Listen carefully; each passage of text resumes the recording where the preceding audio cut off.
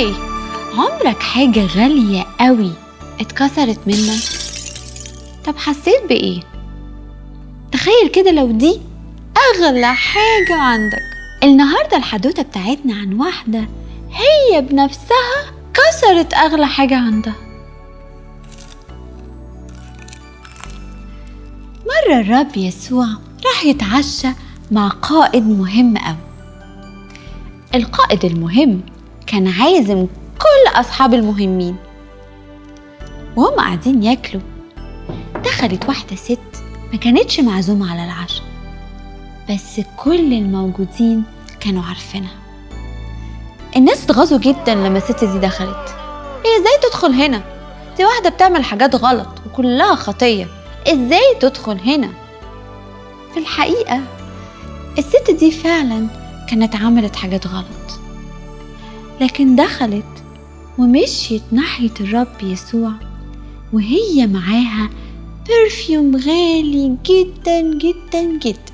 زمان كان البرفيوم مش بيكون في أزايز صغيرة أو كبيرة زي دلوقتي، لكن كانت بتبقى حاجة شبه القلة أو شبه برطمان كبير قوي، والبرطمان نفسه كان بيكون مصنوع من حجر بس بيبقى غالي قوي.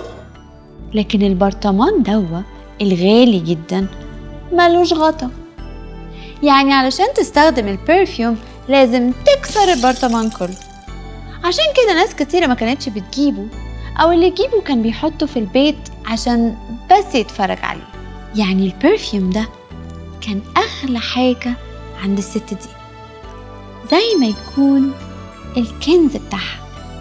لما وصلت الست عند يسوع سجدت قدامه وقعدت تعيط. دموعها كانت بتنزل عند رجليه كأنها بتغسلهم.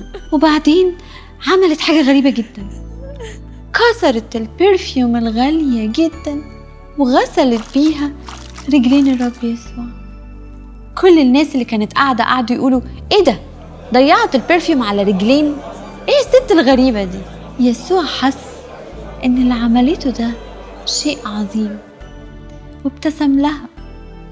لكن ده غاظ الناس المهمة. هو يبتسم لها ازاي؟ دي ست بتعمل حاجات غلط، احنا الناس الكويسين لكن هي لأ. يمكن فعلا شكل الناس دول يبان كويس من بره، لكن قلبهم ما كانش مليان بالحب.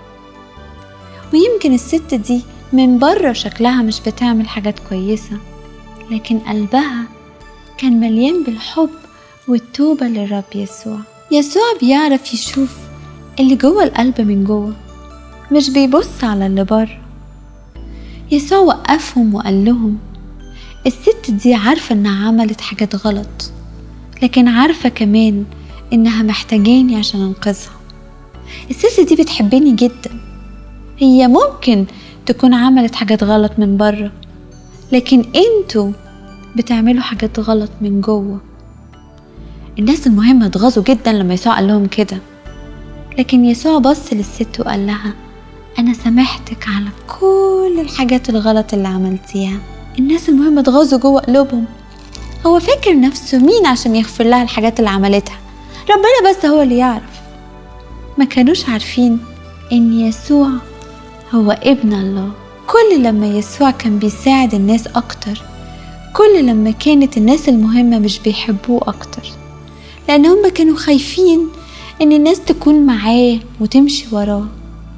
لكن اللي يمشي مع يسوع دايما بيكون مرتاح وفرحان. وتصبح على خير.